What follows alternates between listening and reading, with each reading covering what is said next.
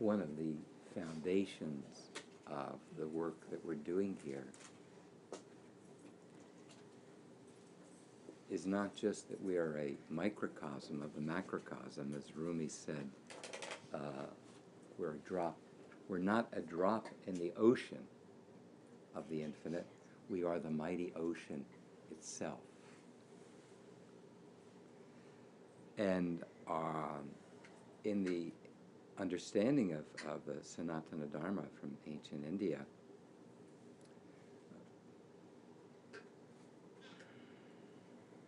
the root of creation is the holy word, as it is in so many traditions, and that our voice is the very heart of the universe manifesting.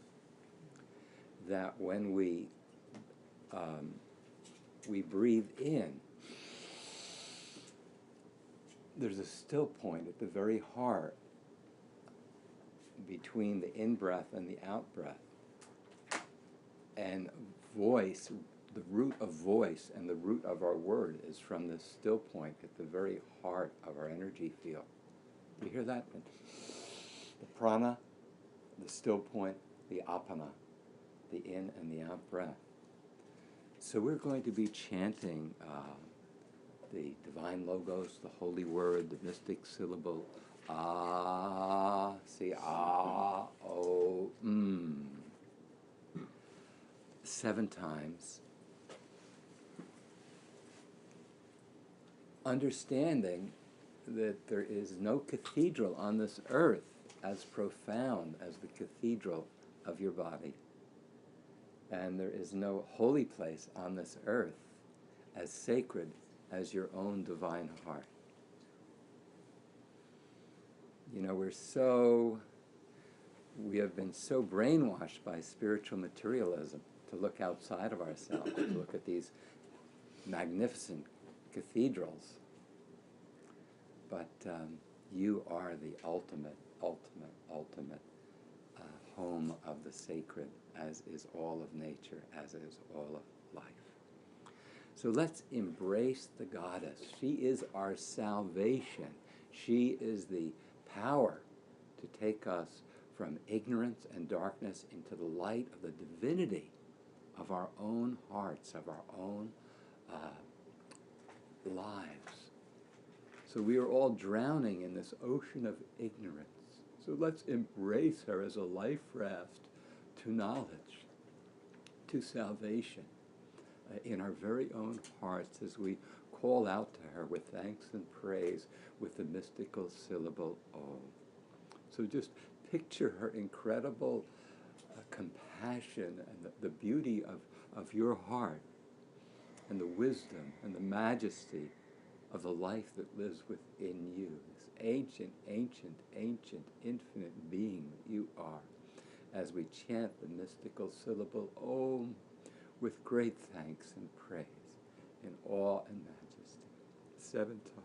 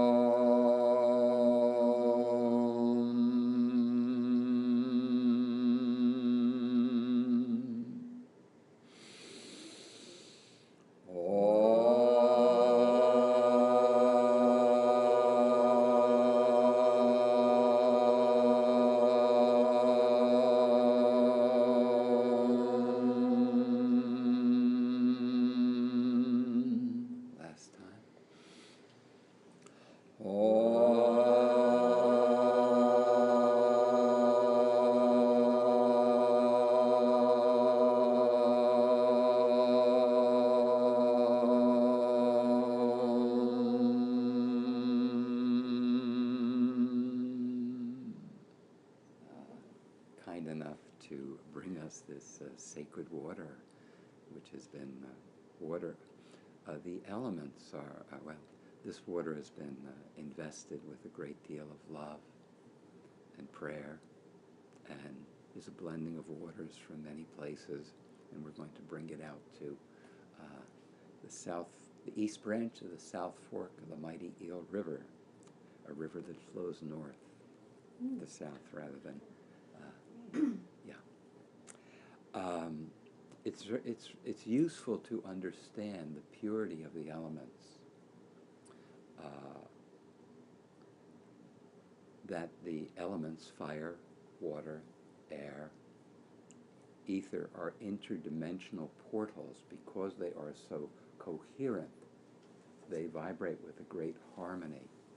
So that understand that when you have a candle burning or any fire, it's singing a song in ultrasound.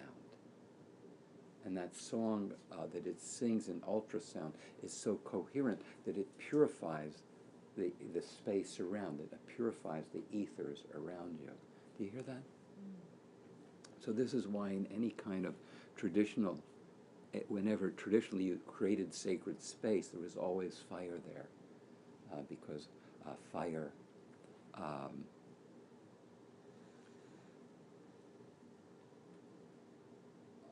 has such potency in its ability to sing this ultrasonic song and purify the space in such a powerful way.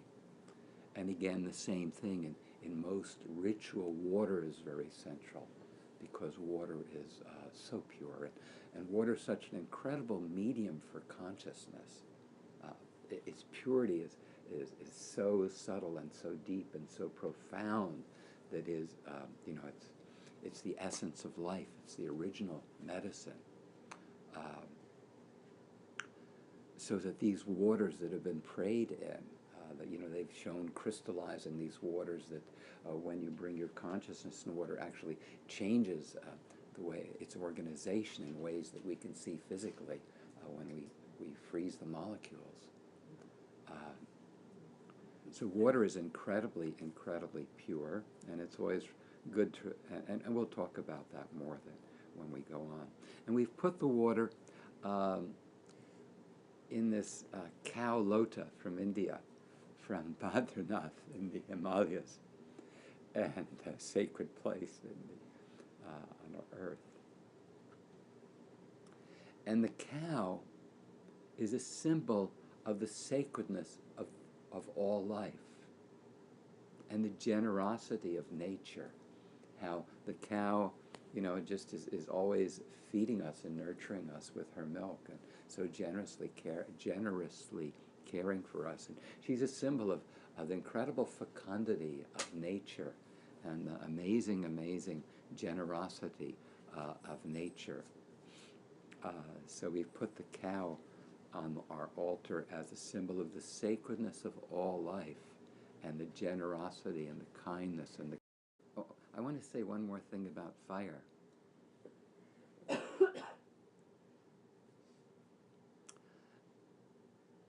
In much ritual, we always, when we make an offering to the fire, go swaha.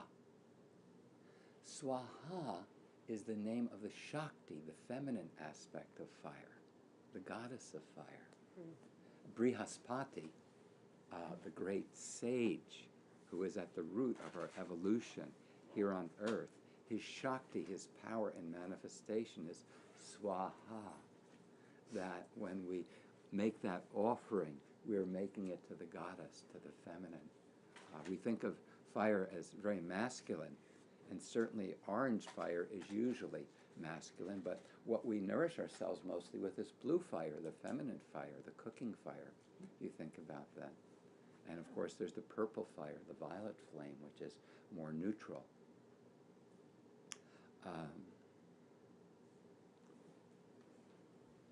So we embrace dear Swaha, we offer her our attention, we offer her our love. And while we're talking about water, water in nature is always flowing.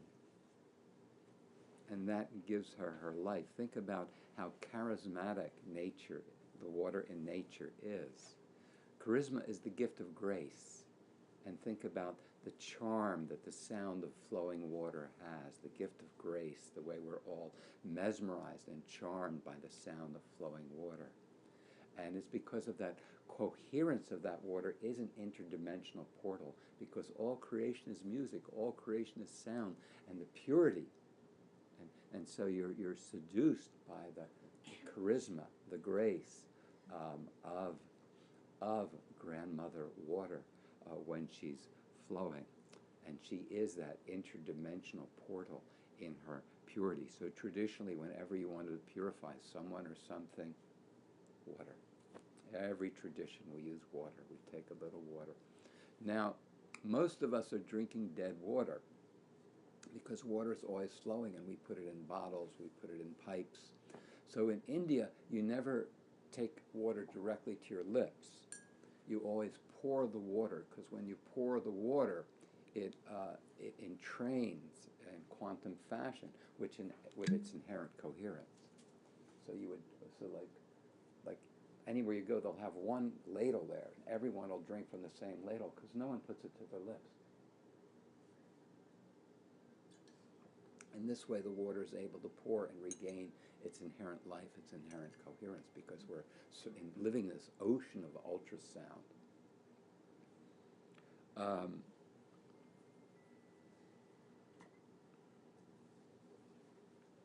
And you wouldn't take a bath either in India in a tub. You're always pouring the water. So you could take a shower, but you're actually, even a shower is not correct. You're always pouring the water so it has a chance to spiral and regain its coherence. So these are just ways of using these incredibly pure elements in our life. Before I talk about the Shiva Lingam, let's do our invocation to the essence of ourself, the goddess of the holy word, Vak Devi, Vak, the voice, the holy word.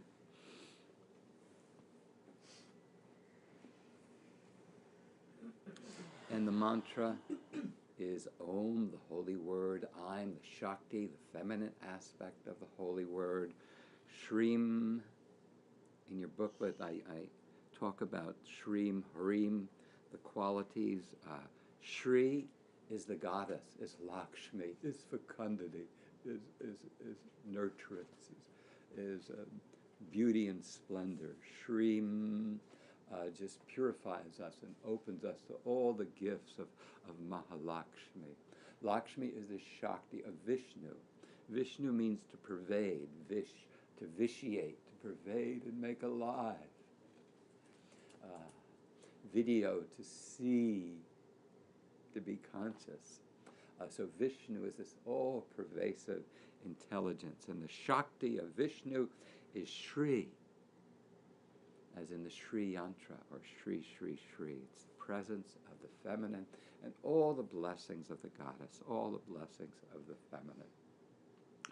So Shrim is a way of just showering ourselves with, it's a bija mantra, a seed. It's a way of sprouting that seed and showering ourselves with the blessings of the quintessence of nature, of nurturance, of fecundity and beauty, of Lakshmi, splendor and abundance, whose essence is water.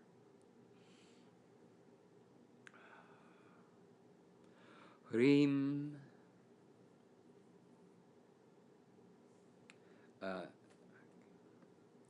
A Sarasvati, essence of self. Devi, being of light, a goddess of light, a center of light, a manifestation of consciousness. Namaha, to pay obeisance, to honor, to open. Any question about the Sarasvati invocation?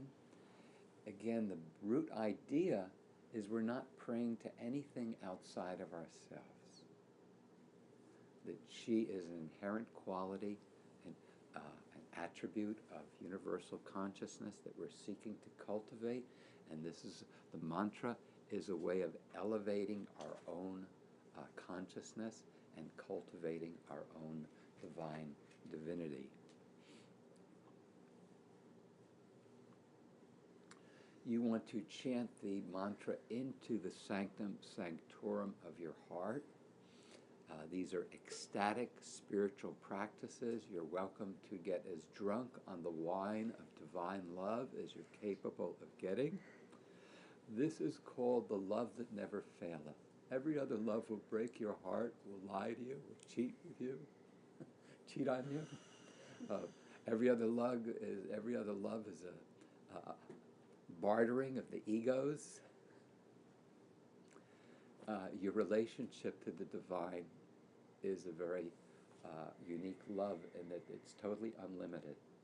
You don't need any protection. You don't need any guards. You don't have to let yourself be limited by any trauma of any love that ever betrayed you. So this is between you and the infinite, the love that never failed. So if you've ever sought a love that was that pure, a love that you could trust, this is your opportunity to cultivate the most powerful molecular transformation available, which is done through the revelation of your own love, the revelation of your own heart.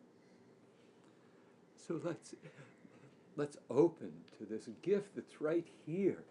The only limitation is how open we are to receiving her grace, her purity, her love, as we invoke our own essence of self, the intelligence that is here on the breath, an intelligence of wisdom, creativity, and beauty.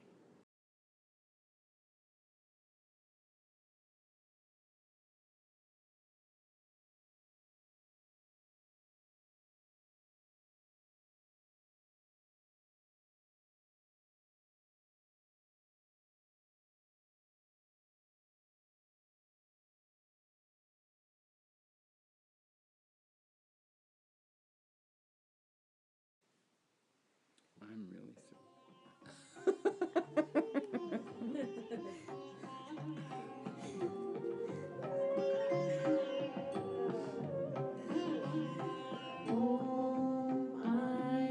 Shreem Hreem Saraswati Devi Namaha. I'm Shreem Hreem Saraswati Devi Namaha. Om I'm Shreem Hreem Saraswati Devi Namaha.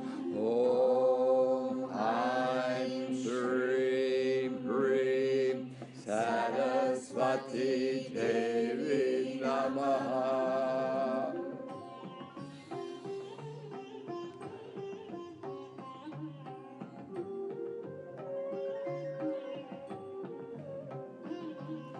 Om I'm Shreem Hreem Saraswati Devi Namaha. Om I'm Shreem Hreem Saraswati Devi Namaha. Om I'm Shreem Hreem Saraswati Devi Namaha.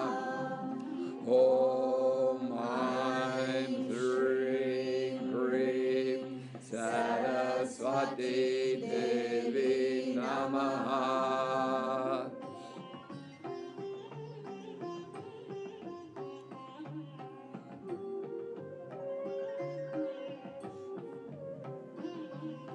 Om I'm Shreem Hreem Saraswati Devi Namaha. Om I'm Shreem Hreem Saraswati Devi Namaha. Om I'm Shreem Hreem Saraswati Devi Namaha.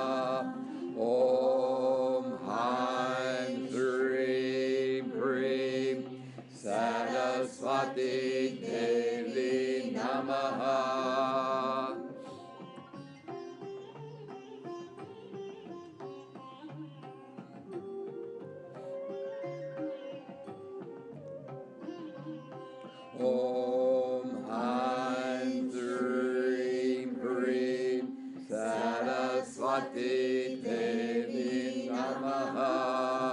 Om Aim Shrim Hrim Saraswati Devi Namaha. Om Aim Shrim Hrim Saraswati Devi Namaha. Om Aim Shrim Hrim Saraswati Devi Namaha.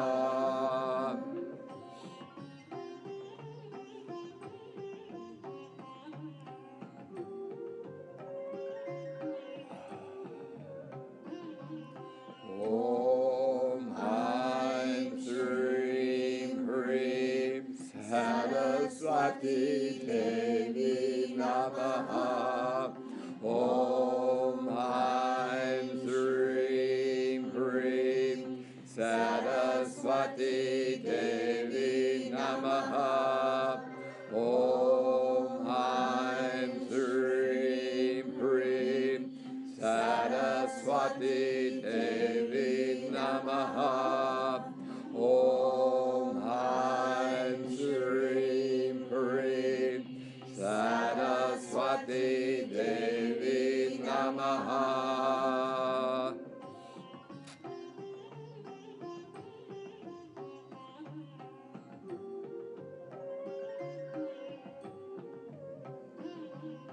Om Aim Shrim Hrim Saraswati Devi Namaha. Om Aim Shrim Hrim Saraswati Devi Namaha. Om Aim Shrim Hrim Saraswati Devi Namaha. Om Aim Shrim Hrim Saraswati Devi